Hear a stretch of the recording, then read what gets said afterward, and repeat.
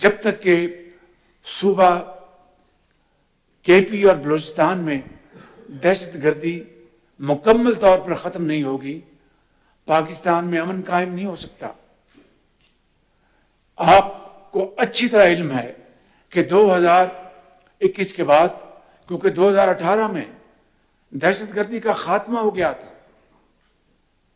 Doctor مالک اس کے گواہ ہیں، قدوس صاحب اس کے گواہ ہیں، آپ سب اس کے گواہ ہیں، اور 80,000 پاکستانیوں کی جانوں کا نذرانہ پیش کرنا پڑا، 30 ارب ڈالر کی معیشت کو تباہ کن نقصان پہنچا، اور نواز شریف صاحب اس وقت وزیر اعظم تھے، اور افواج پاکستان کی عظیم قربانیوں سے اور پولیس اور لا انفورسنگ ایجنسیز کے علاوہ عام شہریوں کی قربانیوں سے یہ امن قائم ہوا۔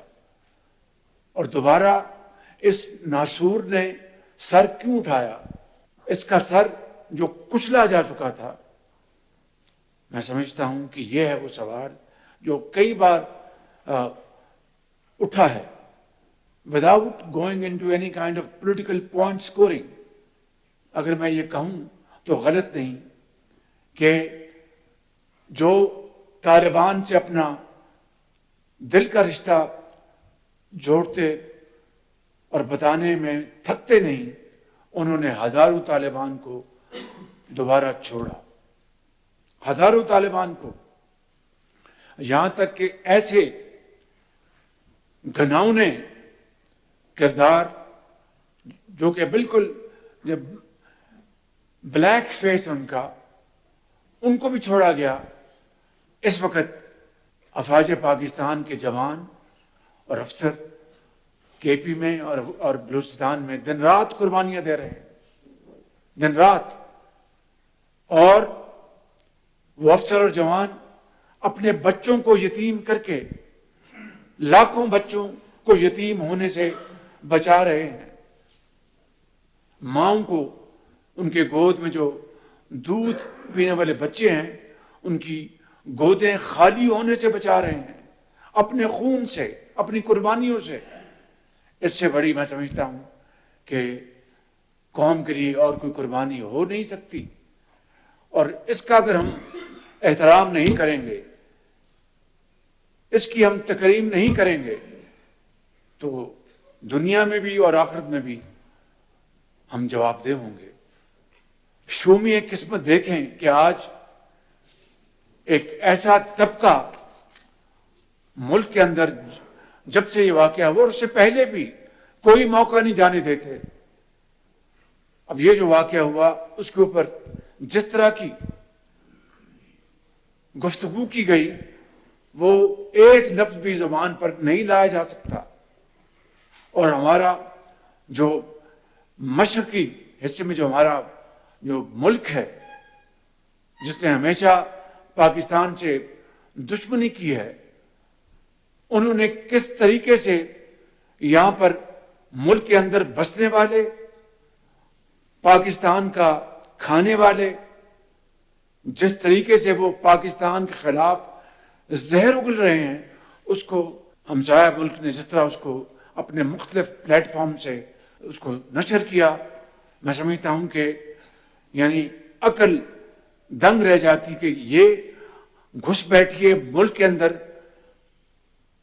دوست نما دشمن پاکستان کے خلاف، پاکستان کے عوام کے خلاف اور فوج کے خلاف کس طرح کی دشمنی پر اتر آئے ہیں۔ یہ ہے وہ واقعات۔ اللہ تعالیٰ کی بے پناہ کمال مہربانی سے ایک سال میں پاکستان کی جو معیشت ہے اس کو سنبھالا ملا ہے، اس کو استحکام ملا ہے، اور یہ بات آج میں نہیں کہہ رہا، وہ لوگ، وہ ادارے ملک سے باہر جو پاکستان کی ہر موقع کے اوپر وہ پھگڑی لگاتے تھے، مذاق کرتے تھے، آج وہ دل سے یا زبان سے وہ منہ بھر کے پاکستان کی وہ تعریف کریں کہ یہ ملک سنبھل گیا، یہ ملک یہ ڈیفالٹ سے بچ گیا، وہ حیران ہیں۔ تو میں سمجھتا ہوں کہ آج جس جگہ پہ ہم پہنچے ہیں، تو ایک طرف دہشت گردی اور دہشت گردی کے خلاف نبرد زماں کڑیل جوانیوں کی قربانیاں، اور دوسری طرف پاکستان کے اندر اور باہر ان کا سنگین مذاق اڑایا جائے، ان کی تضحیق کی جائے، اس سے بڑی ملک دشمنی اور کوئی ہو نہیں سکتی، اس سے بڑا پاکستان کے خلاف کوئی اور جرم ہو نہیں سکتا۔ جنہوں نے طالبان کو پاکستان میں دعوت دی اور یہ کہا کہ انہوں نے غلامی کی زنجیریں کاٹ دی ہیں، اور وہ طالبان اور وہ افغان جو 40 لاکھ افغان پاکستان کے اندر، ہم نے ان کی بھرپور طریقے سے ہم نے ہر طریقے سے ہم نے ان کی یہاں پر ان کو رکھا، ان کا خیال رکھا، ان کے آج وہاں پر کروڑوں اربوں روپے کی جائیدادوں کے مالک ہیں۔ جنڈولا میں، کے پی میں، وہاں پر 6 دہشت گرد وہ ان کو جہنم رسید کیا گیا ہے، ان کا دھماکہ ہوا، چھت گری جس سے کہ 2 پاکستانی زخمی ہوئے۔ کیا یہ قربانیاں جس سے پاکستان نہیں دنیا میں امن اور چین قائم ہوا، اور اس سے بڑی کمٹمنٹ، اس سے بڑی ان ویورنگ کمٹمنٹ اور کیا ہو سکتی ہے کہ جو ملک 80,000 اپنے وطن کے ساتھ ہی وہ قربان ہو جائیں، اپنی جو ان کی اکانومی ہے وہ تباہ ہو جائے، اور اس کے بعد اندر سے ایسے دشمن نما اٹھیں اور پاکستان کے خلاف زہر اگلیں، پاکستان کی فوج کے خلاف زہر اگلیں۔ یہ تو وطن کی حفاظت کے لیے مامور ہوتے ہیں دن رات، اپنے بچوں کو خدا حافظ کہہ کے کہ پتہ نہیں دوبارہ ہم گھر لوٹیں گے کہ نہیں لوٹیں گے، ان کا بوسہ لے کر بچوں کا خدا حافظ کہہ کے آتے ہیں، کس جگرے کے ساتھ۔ یہ میری بہنیں بیٹھی ہیں، آپ کو اندازہ ہوگا، یہ پیچھے میری اپنا بڑی بزرگ خواتین بیٹھی ہیں، آپ کو اندازہ ہوگا، آپ جانتی ہیں کہ جب سکول چھوڑنے جاتے ہیں تو بچوں کے لیے دعا کرتے ہیں سارا دن کہ خیر سے بچہ واپس آ جائے، تو جو معاذ پر جاتا ہے جوان، اپنے بچوں کو خیر بات کہتا ہے اور سلام کر کے جاتا ہے، اس کے جگر کو آپ نہیں پہچان سکتی۔ تو میں سمجھتا ہوں کہ یہ ہیں وہ حالات، اور پھر میں سمجھتا ہوں کہ متون کیا جائے فوج کو، اور میں اس سے بڑی اور ملک دشمنی کیا ہو سکتی ہے۔ ہمیشہ 30 سال سے 40 سال سے اس بات کا دائی رہا ہوں کہ یہ ملک کے معروضی حالات ایسے ہیں جہاں پر سیاستدانوں اور اس ادارے کو مل کر چلنا ہے۔ یہ کسی کو لائسنس نہیں دیا جا سکتا کہ جو ہمارے جوان جو سردوں پر جا کر دشمن کو اڑائیں اور خود گولی کھا کر اللہ کو پیارے ہو جائیں، ان کے خلاف ہم زہریلا پروپیگنڈا کریں۔ This is not acceptable, this will not be tolerated and we will not tolerate it انشاءاللہ۔ یہ قربانیاں رائے گاہ نہیں جائیں گی بالکل، اور اس کے ساتھ پاکستان کی ترقی اور خوشحالی جڑی ہوئی ہے بالکل۔ اگر امن نہیں ہوگا تو کوئی ترقی اور خوشحالی نہیں ہوگی۔ جس طرح میں نے کہا کہ بلوچستان پاکستان کا جغرافیائی لحاظ سے سب سے بڑا صوبہ ہے، بلوچستان کی ترقی کی دوڑ میں پیچھے رہ گیا، میں اس کو تسلیم کرتا ہوں۔ اس کے کیا محرکات ہیں، اس کے فیکٹرز ہیں، اس میں نہیں جا رہا، یہ وقت نہیں ہے، وہ ہم بیٹھیں گے انشاءاللہ، ہم اے پی سی بھی کریں گے، اس میں بات کریں گے۔ لیکن ایک بات میں آپ کے سامنے آپ کی خدمت میں عرض کرنا چاہتا ہوں کہ 2010 کا جو NFC ایوارڈ تھا، جو کہ لاہور شہر میں 3 دن بیٹھ کے اس کو اپنا اچیو کیا گیا، اس میں کریڈٹ جاتا ہے پریزیڈنٹ آصف زرداری صاحب کو، کریڈٹ جاتا ہے اس زمانے کے وزیر اعظم یوسف رضا گیلانی صاحب کو، کریڈٹ جاتا ہے میرے قائد نواز شریف کو، چاروں صوبوں کے وزراء اعلیٰ کو، بشمول نواب اسلم رسانی صاحب کو جو بلوچستان کے وزیر اعلیٰ تھے۔ لیکن میں انتہائی ادب سے، انکساری سے عرض کرنا چاہتا ہوں that NFC award could have never been achieved, never, if Punjab did not contribute 100% of the demands of Balochistan۔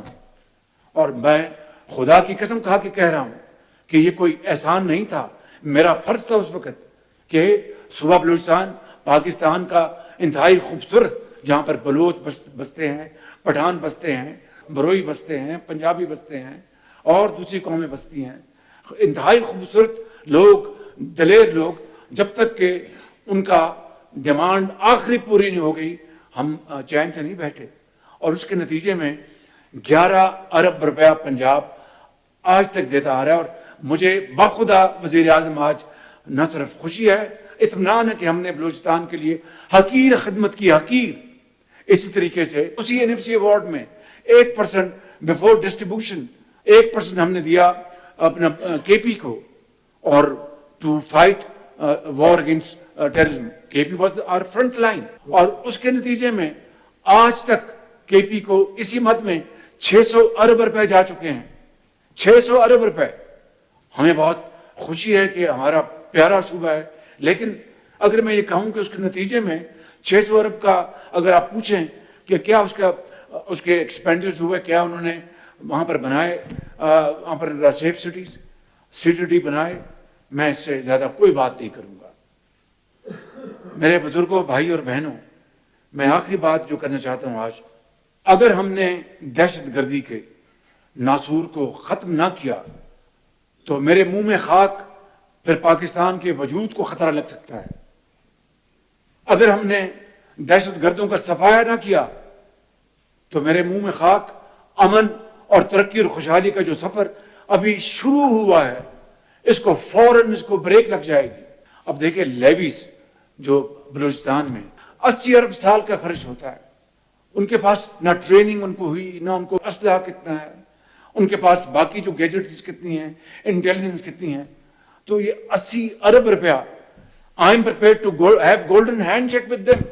اور یہ 80 ارب روپیہ اگر ماڈرن گیجٹریز میں، ایمونیشن میں، ٹولز میں، IT AI میں لگائیں، آپ اپنی نئی فورس کھڑی کریں، تو میں سمجھتا ہوں کہ نقشہ بدل جائے گا. پورے ملک کا سب سے بڑا صوبہ، اتنا بڑا رقبہ، اور 33,000 لیویز جس کے پاس ساز و سامان ہی نہیں. میں کسی کو دوش نہیں دے رہا. I am not here to make any kind of political point scoring. I am here as a Pakistani and nothing else. کہ مجھے بتائیں کہ یہ جو 600 ارب KP کو گیا، کتنے انہوں نے بنائے CTDs، کتنے انہوں نے بنائے سیف سٹیز، کتنی اپنی نئی فورس کھڑی کی، and so on so forth. میں اپنی خود نمائی کے لیے یہاں کوئی بات نہیں کروں گا. بلوچستان میں بھی یہی چیلنج ہے، اور یہاں پر CTDs اور ہر چیز یہاں پر پھیل جانی چاہیے تھی. میں سمجھتا ہوں کہ آج بھی ہم ہوش کے ناخن لیں، and it's never too late. جو ہو گیا وہ ہو گیا. I mean, there is no point in weeping over spilled milk. That's gone. اب ہمیں آگے بڑھنا ہے، اس سے سبق حاصل کر کے ہم آگے کس طرح بڑھ سکتے ہیں.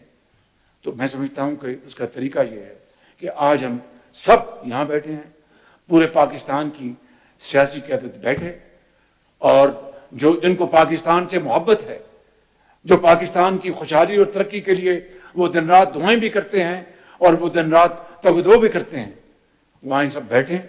ہم اپنی جو آرم فورسز کے لیڈرشپ کو بٹھائیں گے اور بیٹھ کے بات کریں گے کہ کیا کیا چیلنجز ہیں. میری نظر میں ایک سب سے بڑا چیلنج یہ ہے کہ اس کے اوپر ہمیں مکمل اتفاق ہونا چاہیے تھا، جو کہ بدقسمتی سے اس کا فقدان ہے. پیچھے جب آج سے 6 مہینے پہلے جب KP میں زیادہ واقعات شروع ہوئے تو ایک کیبنٹ نے، ہماری کیبنٹ نے ایک پلان دیا تو اس کی بھرپور مخالفت ہوئی. آج جن کے بچے یتیم ہو گئے، آج وہ مائیں جن کی گودیں خالی ہو گئیں، آج وہ اپنا ایک باپ جو he was the only single bread earner of that family، وہ اس دنیا سے چلا گیا، داغ مفارقت دے گیا. ان کی زندگی اندھیری ہو گئی کہ now they are facing muddy waves of life. کس طرح وہ اپنی زندگی گزاریں گے. والد بھی چلا گیا، والدہ بھی چلی گئی، بھائی بھی چلا گیا. ان سے پوچھیں کہ اس دہشت گردی نے کیا اس ملک کے اندر تباہی مچائی ہے. ایک تو یہ کہ ہم نے ایک کنسنسس پیدا کرنا ہے، اور آخری بات میں نے کل شفا سلار کو کہی تھی، آج میں پوری قوم کو یہ کہنا چاہتا ہوں کہ باخدا جتنے وسائل ان کو چاہیے، جتنے وسائل کو چاہیے میں انشاءاللہ مہیا کروں گا. کسی صوبے سے بھی میں آپ تقاضا نہیں کروں گا انشاءاللہ. اگر پاکستان ہے تو ہم سب ہیں، We are all because of Pakistan. میں سمجھتا ہوں کہ یہ ہمیں مل کر یہ بیڑا اٹھانا ہے. بلوچستان کے ہمارے بلوچ قبائل کی عظیم روایات، یہاں پر پشتون جو آباد ہیں شمالی ایریاز میں، ان کی روایات مثالی ہیں. مثالی یہ جو واقعہ پرسوں ہوا، یہ بلوچ کلچر کے نام پر ایک دھبا ہے، اور یقیناً جو یہ ٹولہ ہے دہشت گردوں کا، وہ ہر وہ کام، ہر وہ حربہ اختیار کرے گا جس سے کہ پاکستان کے عوام میں خدا نخواستہ تقسیم پیدا کی جائے. اس وقت سب سے بڑی جو ضرورت ہے وہ قومی یکجہتی کی. جتنا ہمارے اندر اتفاق اور اتحاد ہوگا، اتنی دلیری اور اتنی کمٹمنٹ سے افواج پاکستان ان دہشت گردوں کا جلد سے جلد خاتمہ کریں گی. لہٰذا آج اگر پہلے سے کہیں زیادہ کسی چیز کی ضرورت ہے تو وہ قومی یکجہتی اور قومی اتحاد کی.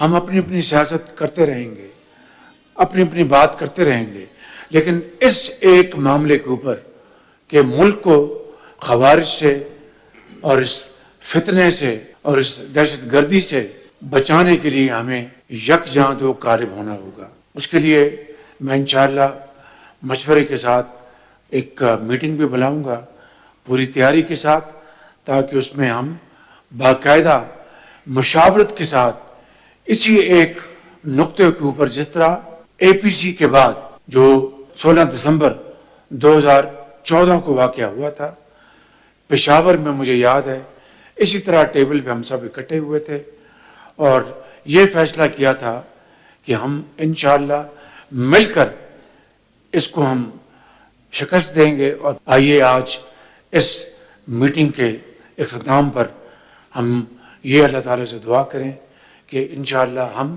سب مل کر پاکستان کو ایک عظیم مملکت بنائیں گے. انشاءاللہ ابھی اسی مہینے کے آخر میں 300 بچیوں کا جو فریش گریجویٹس ہیں ایگریکلچر کے، وہ چین جا رہے ہیں ٹریننگ کے لیے. بلوچستان کا حصہ 10% زیادہ ہے باقی صوبوں کے مقابلے میں. اور یہ میرا آج کا یہ پیمانہ نہیں، جب میں وزیر اعلیٰ پنجاب تھا اس زمانے سے میرا یہ پیمانہ تھا. اور مجھے دل سے خوشی ہے اسی طریقے سے آپ کو لیپ ٹاپس ملنے والے ہیں، 10% اس میں آپ کا کوٹا زیادہ ہے باقی صوبوں کے مقابلے میں. اور انشاءاللہ اسی طریقے سے جدید جو علوم ہیں، آئی ٹی، اے آئی، اس میں جو ٹریننگ جو ہواوے نے دینی 3 لاکھ بچوں اور بچیوں کی، اس میں بھی آپ کا کوٹا ہے. تو میں یہ کہوں گا اپنے دائیں اور تمام یہ ساتھی رائٹ اور لیفٹ میں جو بیٹھے ہیں کہ بلوچستان باقی صوبوں کی طرح ایک بہت خوبصورت ہمارا پیارا صوبہ ہے، محبتوں والا صوبہ ہے اور ویلیوز والا صوبہ ہے. اقدار ہے. آپ نے بلوچستان کے عوام نے 48 میں اسی کوئٹہ میں میونسپل ہال میں آپ ہی نے خوشی سے اعلان کیا تھا پاکستان کے ساتھ الحاق. یہ الحاق ایک قیامت تک قائم رہے گا، مضبوطی آئے گی، نکھار آئے گا، خوشبو آئے گی، محبتیں بڑھیں گی.